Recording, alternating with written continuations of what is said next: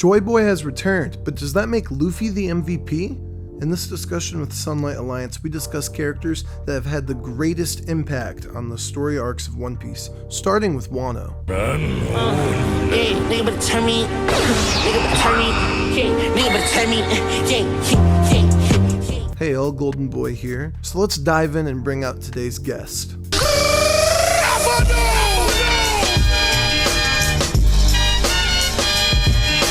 Okay, so we have my friend Sunlight Alliance on the channel. How are you doing today, Sunlight? I'm doing great, Captain Golden Boy. It's good to be here. Yeah, I'm excited to continue the series of having collaborations with the Decipher Pool members. Last week we had Evil, this week we're doing Sunlight. And I wanted to talk about ARC MVPs. And I think probably Wano would be a good place to start because I've seen those YouTube shorts. I don't know if you've seen those, but they do the one ARC, one MVP, and that just looks kind of fun. Yeah, no, I've always kind of thought about who my MVP would be, especially in Wano, because I actually posted a community post the other day, and there was a lot of interesting answers, so I'm excited to give my take. Yeah, so let's just start with Wano then. So I know Wano's kind of hot right now. It's a little interesting with, is Zoro down? Is Zoro dead? Is Luffy down? Is Luffy dead? So my answer for the Wano Country Arc MVP is actually JoyBoy. Not necessarily Luffy, but JoyBoy. We'll see what happens, but that's my official answer. Nice. Yeah, for me, it's going to have to be Marco, simply for the fact that he just keeps coming in clutch. Even right now, he's still coming in clutch with saving Nami, when Kaido's shooting his Boro breath at her.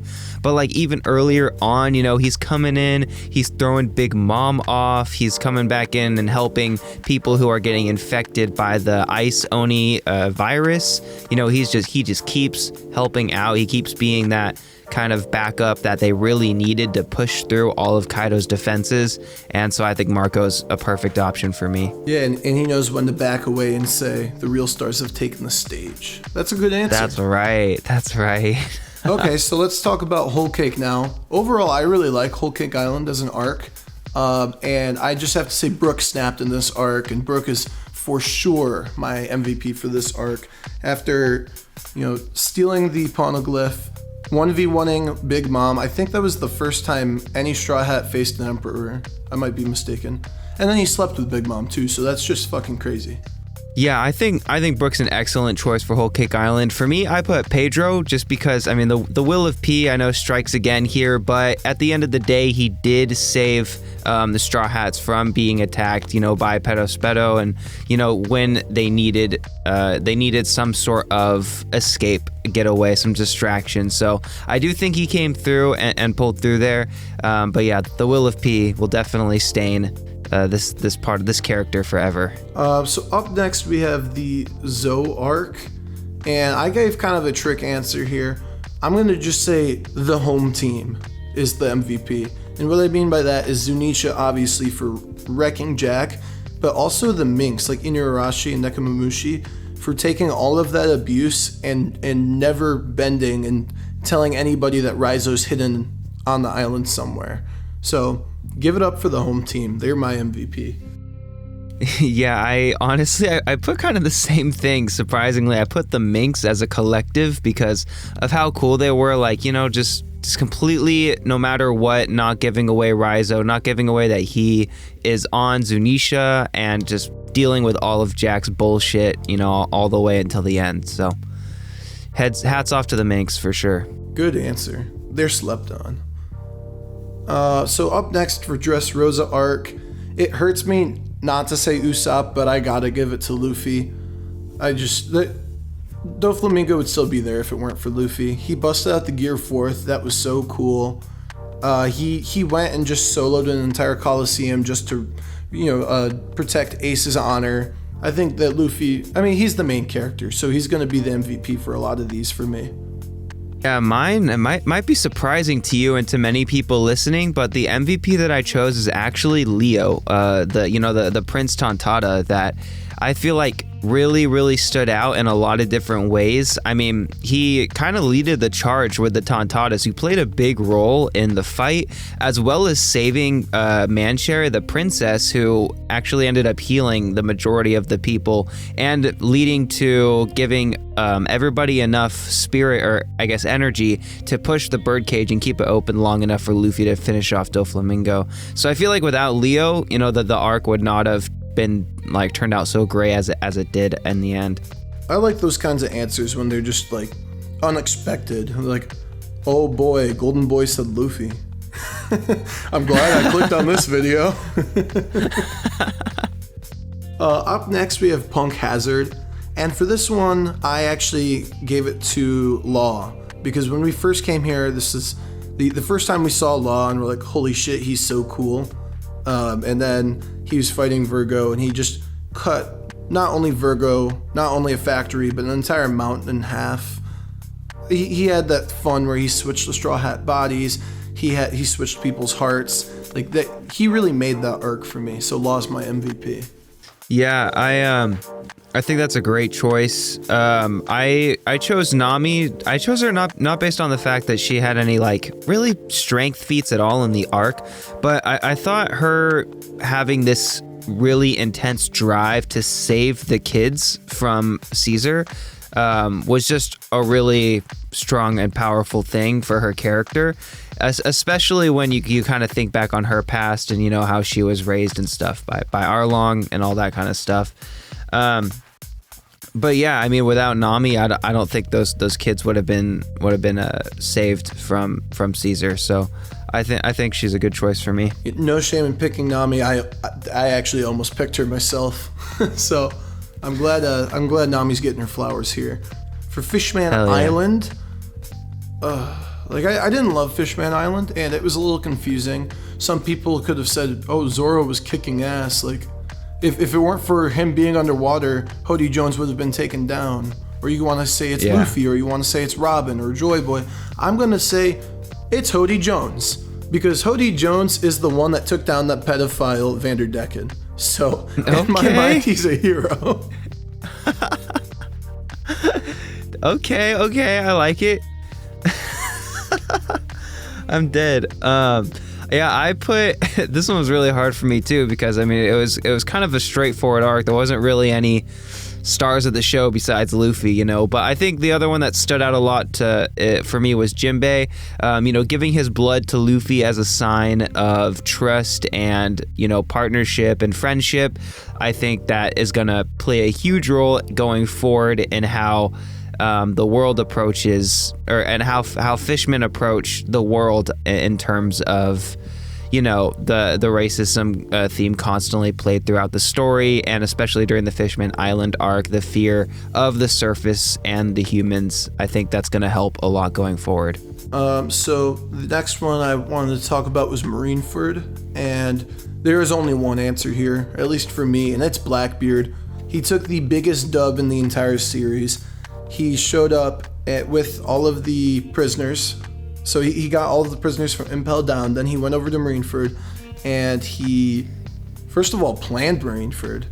And he planned it just so he could take everything from Whitebeard, including his life, his Yonko status, and his devil fruit. He really just cashed in big and then dipped without having any trouble. So for sure, Marshall D. Shiesty is the MVP.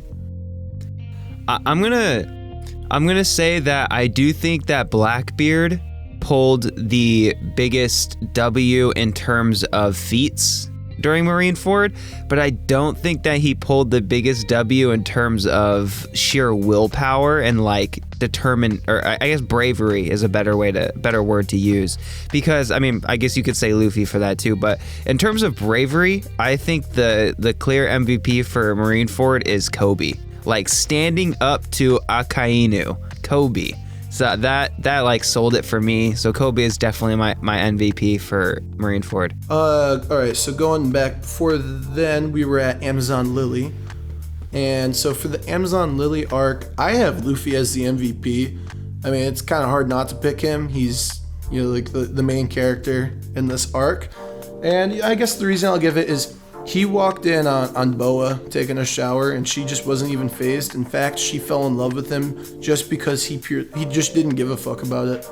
So he's the MVP for pulling the entire island of women. Luffy's the goat. He's Hoodville, city boys the up. I put sorry. I put Marguerite for my MVP for Amazon Lily, simply because like I'm trying my very best not to pick Luffy, but Marguerite for me is like, you know, she saved Luffy when Luffy was being ambushed by all of the women from on the island. You know, she sacrificed herself during the match between Luffy and I think the sea serpent, if I remember correctly. But yeah, I mean, there's not really a ton of characters that really came in clutch that arc, but if I were to pick one, it would be Marguerite for sure. Yeah, she really like drove a lot of the action by her actions. Alright, so up next at Sabaody Archipelago arc, I have Kuma as my MVP. He really came in clutch there, and Luffy thought he was just killing his teammates or just disappearing his crewmates, but no, Kuma was actually just the homie, and for the entirety of the time skip, he was sitting there guarding the Thousand Sunny too. So Kuma's the boy for sure. I'll give him MVP. Yeah, Kuma's definitely. I would say like probably more so the MVP than my choice. I chose Rayleigh because I think that Rayleigh did a lot of cool things. I mean, he introduced himself this arc. He trained Luffy for the entirety of the, you know, time skip after he coded the Straw Hat ship so that it was ready to go to Fishman Island. And he's just a dope person. He's like a legend. So he saved Kami. And also yeah, the exactly. Straw Hats too from the Admiral. Yeah, from Kizaru. So yeah, Rayleigh's definitely my number one for Sabaody. Thriller Bark, this is going to be a really good one. So my Thriller Bark MVP is going to go to Sanji because he volunteered to sacrifice his life to protect his captain. A lot of people are saying Zoro. I would have given it to Zoro, but nothing happened. Sanji is the one that volunteered to sacrifice his life, and then we kind of just blacked out. So Sanji's the MVP. Okay. No, this is good. This is spicy because I chose Zoro, so we got a little Sanji versus Zoro action here. Perfect.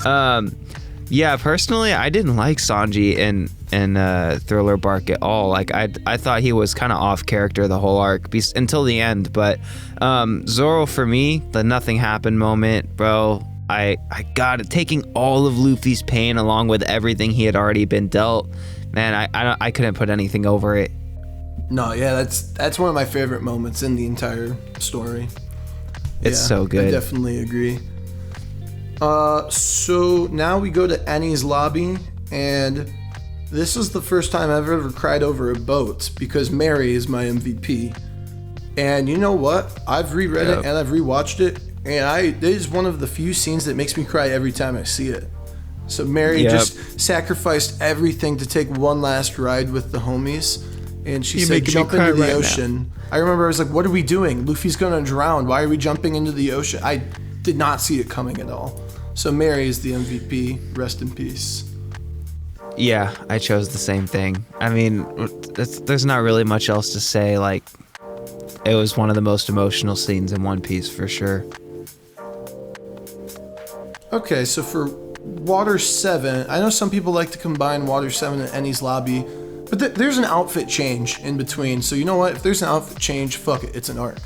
So Water 7, I gave it to Sanji just because I really liked what he did there when he hopped on the train to go get Robin. He cleared an entire train of the Cypher Pull agents. He was teaching Chopper about how to be a man. There was a lot of good stuff going on with Sanji, and it was one of his sort of like Mr. Prince type moments. So I picked him for Water 7. Nice. Yeah, I picked Kokoro. Nice. I don't know why. Just when I thought back to Water 7, I was like, who's gonna be my MVP for Water 7? The very first thing that came to my mind was when Kokoro saved Luffy from drowning. And we have that moment where Sanji looks up and he's like, is this a mermaid princess? And it's Kokoro. And I was just, that's the first thing I thought of. So I have to give it to Kokoro for this one. No logic introduced in this one at all. Just the fact that she was the first thing I thought of. Yeah. Then she had the daughter with the granddaughter with the little bunny too. What was the bunny's name? It was something, it was the word for cat, I think. The bunny kept meowing. He was like, nya, nya. Oh my god. Long Ring Longland arc. Underrated arc. People think it's filler. People think it's goofy. I love it. It's a fun arc. It's probably in my top 50% of, favorite arcs. And this is going to be, it's kind of a joke arc. So I gave kind of a joke answer. I give it to Portia. If you don't remember who she is, she's the girl on Foxy's crew with the blue hair. She's always with Hamburg, the giant gorilla. And she piloted the cutie wagon, which was her boats. And Portia's low-key bad as hell. And she was just cute and funny. And she was like, she cheated on every race. It was just, it kind of gave me like wacky races type vibes. So I picked Portia because she kind of made the arc fun. I'm gonna have to give this one to Usopp because I agree with you. I like Long Ring Longland. I don't like Foxy, but Afro Luffy is what made the arc for me. And Usopp, man, in the corner being Luffy's hype man, like in the boxing ring, the fucking the legend of the Afro, the soul of the Afro. It's so funny. I screamed out loud when I watched the anime. It's so fucking funny. It was so funny. And so I'm gonna have to go with Usopp for being the best hype man out of anybody's hype man ever in existence. Yep, that's a good answer. Before that, I have Skypiea, which I've combined Jaya and Skypiea together, and I just give this one to Luffy. I think this was one of those arcs where it's proving that Luffy is the hero. Especially now with all of this JoyBoy stuff, and he had his little party up there in front of the fire. I really like the panel of Luffy's shadow being cast alongside Jaya. It just kind of proves that dreams are real, and that Luffy was the natural enemy of Enel, this god. So despite all odds, he believed in dreams and he can make those dreams happen. So Luffy's the MVP for this.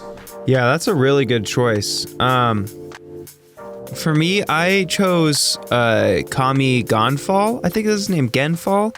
The bearded one, not Eneru obviously, but the previous Kami of Skypiea before that. And I chose him just because he had a lot of moments, I think, in this arc where he would just come in and save everybody's ass. You know what I mean? Even with Chopper, and he gave them the little whistle. And he was, I feel like people underestimate him and underrate him. He's actually a pretty strong character, especially for that time. And I think he did a lot of really important stuff in that arc that led to the Straw Hats' victory, that led to Luffy eventually being able to fight off Eneru. I'm going to have to go with Kami number 1. Yeah, the Good King. So then we have Alabasta arc, and I gave this one to Luffy too. Throughout the arc, Luffy said you want to save everybody and expect that people won't die, but even if you have peace right now, you're never gonna have peace until someone takes down that damn crocodile. And he understood that. He knew it was important to have a leadership from Vivi and water. He goes, but even if you get water and leadership and peace, until I take down crocodile, you will never be happy. So I need to take him down for my friends.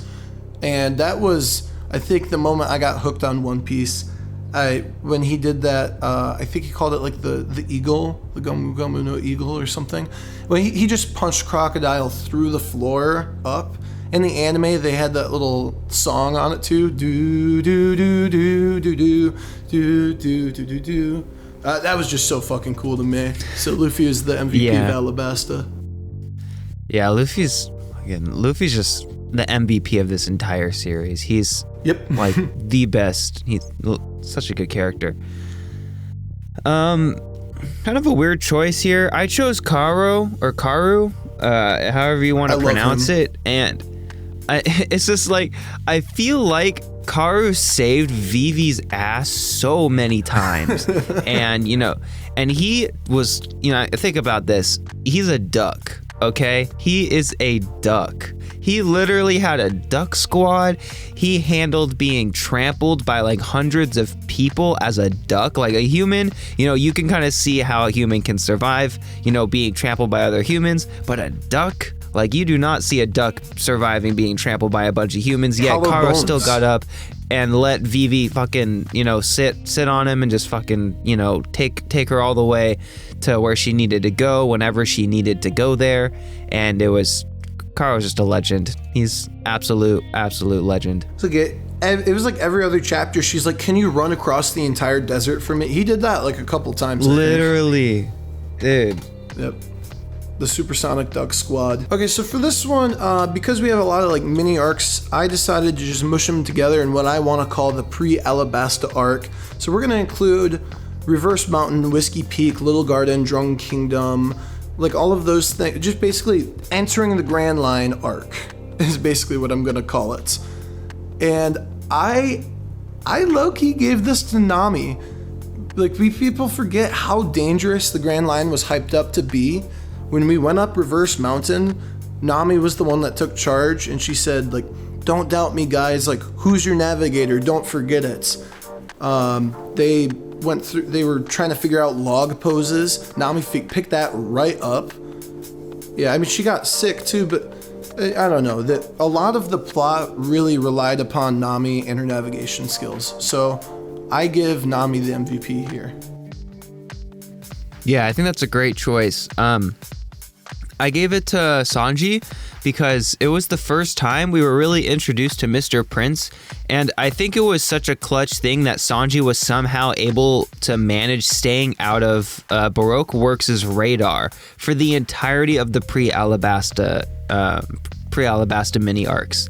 And only, when he makes his appearance, it's not as Sanji but as Mr. Prince, and he's able to kind of keep that secret identity all the way up until Alabasta, which really benefited the Straw Hat team a lot, I think, during that whole saga. So yeah, it's gonna have to go to Sanji for me. Nice. Not too many more here. So we got Loguetown. I picked the basic answer. I gave it to Dragon. Dragon saved Luffy from Smoker. There's a chance he saved Luffy from Buggy too. That might have been Fate, that might have been Dragon, we don't know. But also, shout out to Dragon. This is like one of 3 appearances he's ever made, and he's still like one of the most wanked characters ever because of this scene. He's so cool. I would always watch theory videos on what his devil fruit is just because of this scene. Dragon is just, when I think of Loguetown, I do think of Dragon. So that's why I have him as the Loguetown MVP. Yeah, Mr. Lord of the Winds himself. I chose the same thing, Dragon. It's really hard to pick anybody else besides him, especially he just stood out so much during that tiny little arc. Right, and then I actually wanted to end on Arlong Park. It's like, who's going to be the MVP of Syrup Village? Like, I don't know. Like, Romance Dawn is sort of like... Onion? That Romance Dawn is eating your vegetables, and then where One Piece really starts to pick up for me was Arlong Park. So, for Arlong Park, I gave the MVP to Luffy. The march on Arlong Park was super cool. When he said, "Of course I'll help you, Nami. Are you Arlong?" He goes to just beat the shit out of the biggest, baddest man in the East Blue. I don't know. Like, that's when you start to realize how charismatic Luffy really is. And he did all of this just for Nami. So Luffy's my MVP here. As he is for most of these arcs, to be honest. Hell yeah. I'm gonna have to give it to Gen, the pinwheel guy. Oh, yes. I mean, not only did his pinwheel, was used to make Nami stop crying as a baby, but it ended up being something Luffy found quite entertaining during the final battle. And also he managed to, defending Nami when Bellamere died, he got himself pretty much cut into a million pieces and somehow stitched up. Like, he didn't get sliced up into cubes or anything, but he got sliced up pretty good. And he still managed to survive that and continue, the next, 10 years or so, enduring all of that without revolting and still having the guts to stand up to Arlong even after everything he'd been through by the end of the arc. So yeah, going again from me. Gen. Is it Gen? Gen or Gen? I don't know. Pinwheel guy. That works for me. Well, I appreciate you coming on today. Everybody let us know what you think about the MVPs that we chose. I picked Luffy for a lot of them, so shout out to Sunlight for giving a lot more diverse and more thoughtful answers a lot of the times. But yeah, I appreciate having you on, man. Yeah, thank you, man. I really appreciate you having me on. So yeah, so I'm just gonna have you click this video right here, because if you don't click this video right here, you're gonna have bad luck for like 1,000 years. So you better click it.